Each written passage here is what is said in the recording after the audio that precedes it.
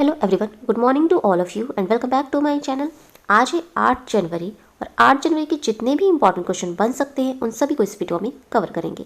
Video को शुरू करने से पहले वीडियो को लाइक कर दें और चैनल पर नहीं चैनल को सब्सक्राइब कर लें, बेल आइकन को प्रेस कर लें ताकि हमारे वीडियो की नोटिफिकेशन आप तक पहुँच सके।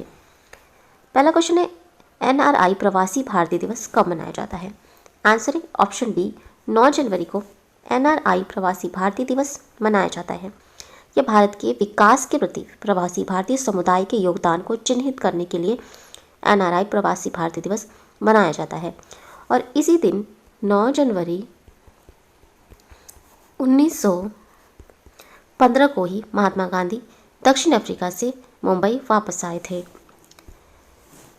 बाकी ऑप्शंस को देखें तो 4 जनवरी को मनाया गया था विश्व ब्रेल दिवस, 5 जनवरी को मनाया गया था विश्व पक्षी दिवस और 6 जनवरी को मनाया गया था विश्व युद्ध अनाथ दिवस। नेक्स्ट क्वेश्चन है, खेलो इंडिया आइस हॉकी टूर्नामेंट का आयोजन कहाँ पर आरंभ हुआ है? आंसर है ऑप्शन ए, कारगिल में आरंभ हुआ है। कारगिल में यह लद्दाख के कारगिल चिकटन में खेलो इंडिया आइस हॉकी टूर्नामेंट का आयोजन आरंभ हो गया है। यह पहला मौका है जब चिकटन की महिला टीम कारगिल जिले में खेले जा रहे खेलो इंडिया गेम्स में भाग लिया है। टूर्नामेंट में चिकटन्स के विभिन्न गांवों से भाग लेने वाली 13 टीमें हैं, जिसमें 11 पुरुष और 2 महिला टीम शामिल हैं। लद्दाख के लेफ्टिनेंट गवर्नर हैं राधा कृष्ण माथुर और लद्दाख की राजधानी है लेह और ये केंद्र शासित प्रदेश बना था लद्दाख 31 अक्टूबर 2019 को। केंद्रीय युवा मामले और खेल मंत्री हैं किरेन रिजिजू। लद्दाख में 2 जिले हैं, लेह और कारगिल। नेक्स्ट क्वेश्चन है, हाल ही में प्रकाशित पुस्तक India 7 year test the journey to times in Australia नामक पुस्तक के लेखक कौन है? आंसर है option A, R Kaushik. India 7 years test the journey to times in Australia नामक पुस्तक के लेखक हैं। यह पुस्तक भारत की पिछले 12 टूर की कहानी बयां करती है। नेक्स्ट क्वेश्चन है, हाल ही में एशिया प्रशांत में गूगल क्लाउड्स के नए प्रमुख कौन बने हैं? आंसर है option A, Karan Bajwa Asia प्रशांत में गूगल क्लाउड्स के नए प्रमुख बने हैं। वर्तमान में बाजवा भारत में गूगल क्लाउड्स का नेतृत्व कर रहे हैं और वह गूगल क्लाउड्स के सभी क्षेत्रीय राजस्व और गो टू मार्केट संचालन का नेतृत्व करेंगे, जिसमें गूगल क्लाउड्स प्लेटफॉर्म्स, GCP और गूगल वर्कप्लेस शामिल हैं। वह रिक हर्शमैन्स का स्थान लेंगे, जो अधिकांश नया अवसर मिलने पर संगठन छोड़ देते हैं। गूगल के CEO हैं सुंदर पिचाई और गूगल का मुख्यालय है कैलिफोर्निया में, संयुक्त राज्य अमेरिका में ये स्थित है। नेक्स्ट क्वेश्चन है, विश्व बैंक ने हाल ही में जारी अपनी वर्ल्ड इकोनॉमिक्स प्रोस्पेक्टस रिपोर्ट्स में वित्त वर्ष 2020-21 में भारतीय अर्थव्यवस्था में कितने प्रतिशत तक की गिरावट का अनुमान जताया है?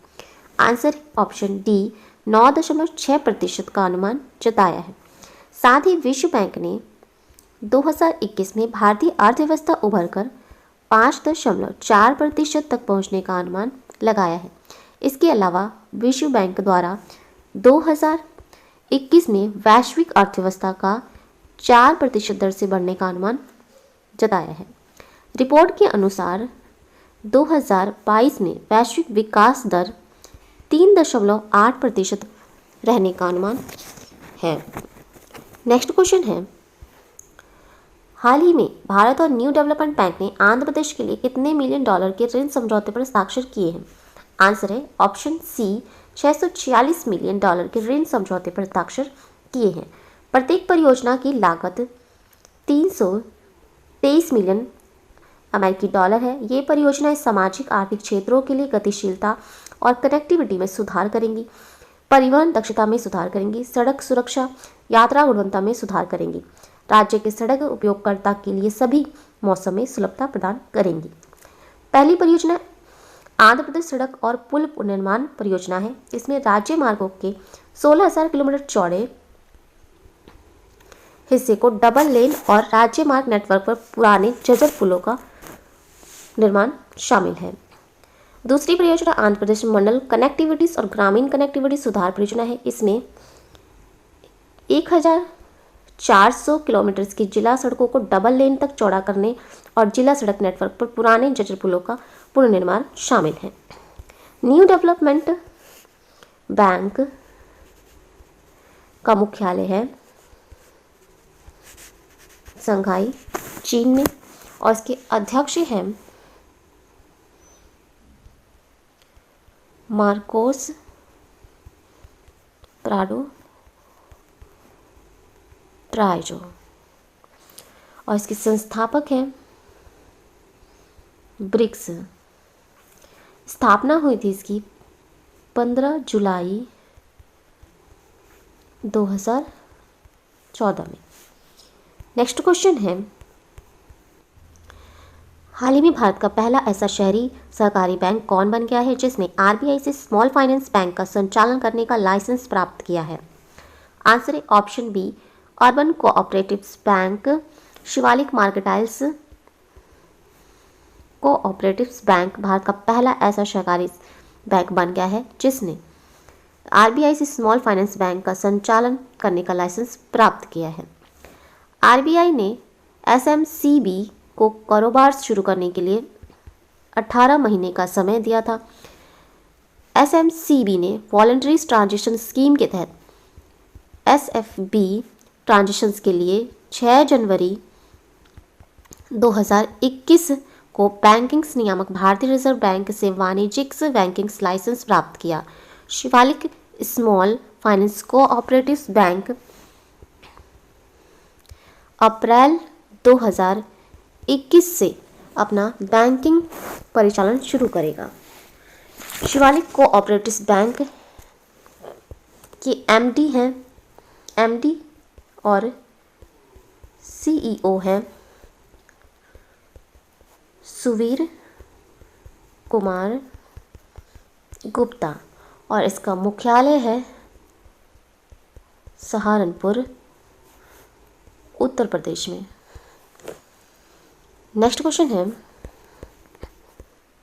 हाल ही में भारत और किस देश ने संयुक्त रूप से मध्यम दूरी की सतह से हवा में मार करने वाली missile MRSAM medium range surface to air missiles का रक्षा प्रणाली सफलतापूर्वक परीक्षण किया है? आंसर है ऑप्शन डी इजराइल। भारत और इजराइल देश ने संयुक्त रूप से मध्यम दूरी की सतह से हवा में मार करने वाली missile MRSAM medium range surface to air missiles का रक्षा प्रणाली सफलतापूर्वक परीक्षण किया है। MRSAM मिसाइल डिफेंस सिस्टम्स को DRDO और इजराइल एरोस्पेस द्वारा संयुक्त रूप से दुश्मन देशों द्वारा हवाई हमले से निपटने के लिए विकसित किया गया है। MRSAM के बारे में जानें तो यह एक वायु और मिसाइल रक्षा प्रणाली है जो 50 से 70 किलोमीटर की दूरी से दुश्मन के विमानों को मार गिरा सकती है, और यह विभिन्न प्रकार के हवाई हमलों के खिलाफ रक्षा प्रदान करता है। MRSAM कमांड और कंट्रोल्स एक अत्याधुनिक चरणबद्ध रडार, मोबाइल लॉन्चर और उन्नत RF खोजी के साथ इंटरसेप्टर से लैस है। DRDO के सचिव और अध्यक्ष हैं डॉक्टर जी सतीश रेड्डी, और इसका मुख्यालय है नई दिल्ली में। स्थापना हुई थी DRDO की 1958 में, और इजराइल एरोस्पेस इंडस्ट्रीज के अध्यक्ष हैं और सीईओ हैं बॉज लेवी। नेक्स्ट क्वेश्चन है, हाल ही में भारत का पहला अग्नि सुरक्षा यानी फायर पार्क किस राज्य में बनने जा रहा है? आंसर है ऑप्शन बी ओडिशा राज्य में भारत का पहला अग्नि सुरक्षा यानी फायर पार्क राज्य में बनने जा रहा है। ओडिशा के मुख्यमंत्री नवीन पटनायक ने अग्नि सुरक्षा उपायों पर जागरूकता लाने के लिए देश में अपनी तरह के पहले फायर पार्क का उद्घाटन किया। उन्होंने एक आभासी मंच पर ओडिशा फायर सर्विस का एक गतिशील ऑनलाइन पोर्टल अग्निशमा सेवा भी लॉन्च किया। भुवनेश्वर में स्थित फायर पार्क हर शनिवार को दोपहर 3:30 बजे से शाम 5:30 बजे तक जनता के लिए खुला रहेगा। ओडिशा राज्य की राजधानी है भुवनेश्वर और इसका गठन किया गया था 26 जनवरी 1950 में और यहाँ के राज्यपाल हैं गणेशी लाल। ओडिशा राज्य के राजकीय पक्षी हैं हिमालयी मोनाल और राजकीय पशु है सांबर, राजकीय वृक्ष है बुरंश, राजकीय फूल है अशोक और ओडिशा राज्य के पड़ोसी राज्य हैं झारखंड, पश्चिम बंगाल, आंध्र प्रदेश, छत्तीसगढ़। लोक नृत्य है उड़ीसा का छऊ, घमुरा नृत्य, ढालखाई नृत्य, पाला, डसकथिया और भी कई नृत्य हैं। ओडिशा राज्य के वन्य एवं राष्ट्रीय उद्यान हैं देवडीगर वन्यजीव अभयारण्य है, सुनाबेड़ा वन्यजीव अभयारण्य है, कोटागढ़ वन्यजीव अभयारण्य है, चिल्का वन्यजीव अभयारण्य ओडिशा में ही स्थित है, सिमलीपाल वन्यजीव अभयारण्य ओडिशा में ही है और भितरकनिका राष्ट्रीय उद्यान ओडिशा में स्थित है। नेक्स्ट क्वेश्चन है, हाल ही में दुनिया का सबसे बड़ा तैरता हुआ सौर ऊर्जा संयंत्र किस राज्य में बनाया जाना प्रस्तावित किया है? आंसर है ऑप्शन बी मध्य प्रदेश में। 600 मेगावाट दुनिया के सबसे बड़े तैरते हुए सौर ऊर्जा संयंत्र का निर्माण मध्य प्रदेश के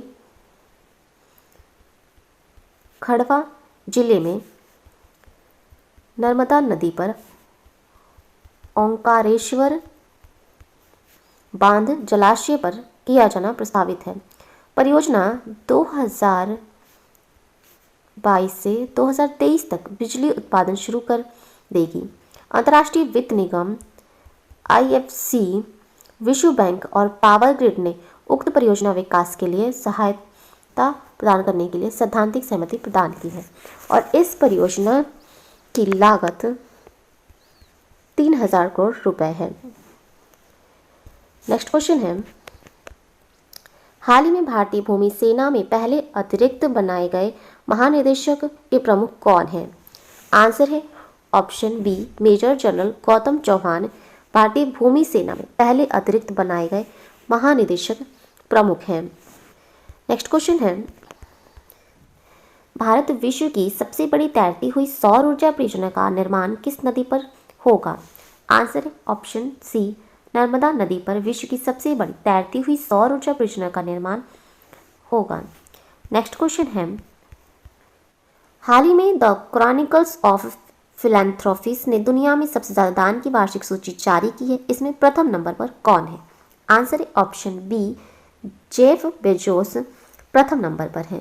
ये अमेजन के मुखिया हैं जेफ बेजोस, और इन्होंने 2020 में जलवायु परिवर्तन से मुकाबले के लिए 10 अरब डॉलर का दान दिया है। दूसरा सबसे बड़ा दान फिल नाइट और उनकी पत्नी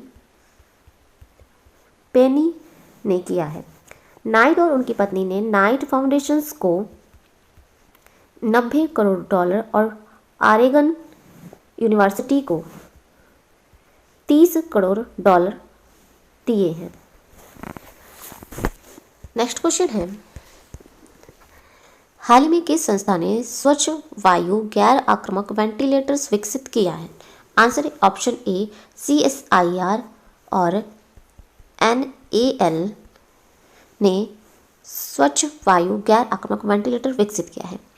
स्वच्छ वायु गैर आक्रामक वेंटिलेटर को वैज्ञानिक और औद्योगिक अनुसंधान परिषद CSIR के तहत कार्यरत नेशनल एरोस्पेस लैबोरेटरीज द्वारा स्वदेशी रूप से विकसित और डिज़ाइन किया गया है। यह एक सकारात्मक वायु मार्ग दबाव वेंटिलेटर है। वेंटिलेटर को कोविड-19 रोगों के उपचार के लिए भारतीय सुविधाओं के साथ विकसित किया गया और इसका उद्देश्य है आत्मनिर्भर भारत के लक्ष्य को आगे बढ़ाना। वेंटिलेटर एक सटीक क्लोज लूप अनुकूलित नियंत्रण प्रणाली पर आधारित है और इसे एक माइक्रो कंट्रोलर्स का उपयोग करके विकसित किया गया है। नेक्स्ट क्वेश्चन है, हाल ही में किसान समृद्धि योजना का उद्घाटन प्रधानमंत्री नरेंद्र मोदी जी ने किस राज्य में किया है? आंसर है ऑप्शन डी, गुजरात राज्य में किसान समृद्धि योजना का उद्घाटन प्रधानमंत्री नरेंद्र मोदी जी ने किया है। ये गुजरात सरकार जनवरी 2021 के अंत तक समृद्धि योजना के तहत 4000 गाँव को कवर करेगी और किसान समृद्धि योजना का उद्घाटन प्रधानमंत्री नरेंद्र मोदी जी द्वारा 2020 में गुजरात में किया गया था। इस योजना के तहत किसानों के दिन के समय की कृषि बिजली की आपूर्ति की जा रही है। गुजरात राज्य की राजधानी है गांधीनगर और गुजरात की स्थापना हुई थी 1 मई 1960 में। गुजरात के मुख्यमंत्री हैं विजय रूपाणी और गुजरात के राज्यपाल हैं आचार्य देवव्रत। गुजरात का राजकीय पशु है एशियाई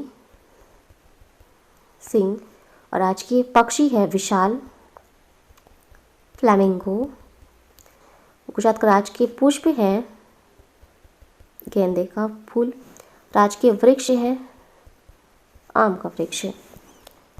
गुजरात का लोक नृत्य है गरबा,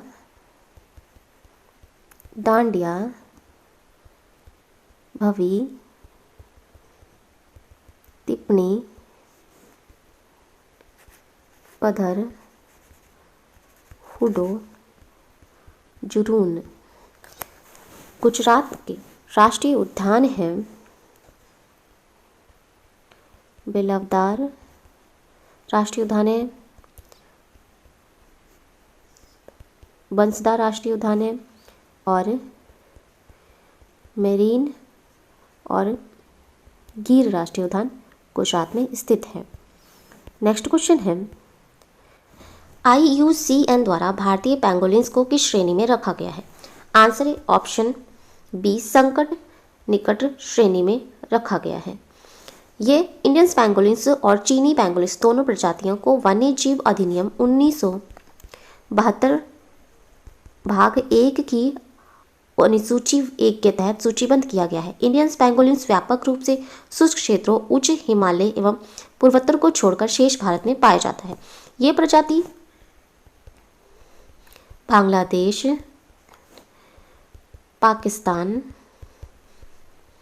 नेपाल और श्रीलंका में पाई जाती है। इसके लिए ओडिशा वन विभाग ने पेंगोलिन्स के अवैध शिकार और पार की जांच के लिए सोशल मीडिया प्लेटफॉर्म्स की सख्त निगरानी की आवश्यकता पर बल दिया है। नेक्स्ट क्वेश्चन है, प्रसिद्ध आत्मकथा द प्रेसिडेंशियल ईयर्स 2012-17 के लेखक कौन है? आंसर है option C Pranab Mukherjee the presidential years 2012-2017 के लेखक हैं। ये भारत के 13वें नंबर के राष्ट्रपति रहे हैं। इन्होंने द कोलिएशंस ईयर्स 1996 और 2012 भी लिखी है। नेक्स्ट क्वेश्चन है, हाल ही में किसे डॉक्टर एपीजे अब्दुल कलाम वैज्ञानिक पुरस्कार से सम्मानित किया गया था? आंसर है ऑप्शन बी अमित केसरवानी को डॉक्टर एपीजे अब्दुल कलाम वैज्ञानिक पुरस्कार से सम्मानित किया गया था।